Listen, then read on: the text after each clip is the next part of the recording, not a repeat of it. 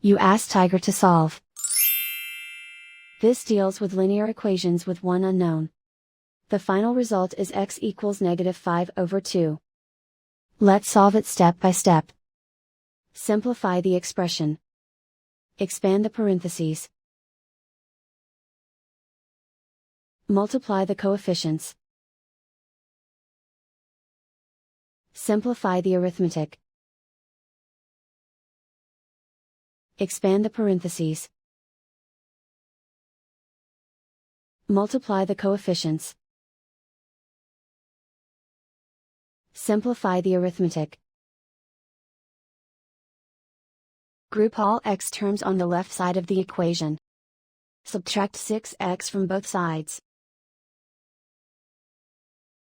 Group like terms.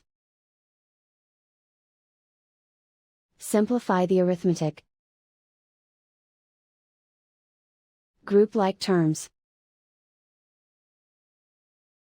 Simplify the arithmetic. Group all constants on the right side of the equation. Subtract 4 from both sides. Simplify the arithmetic.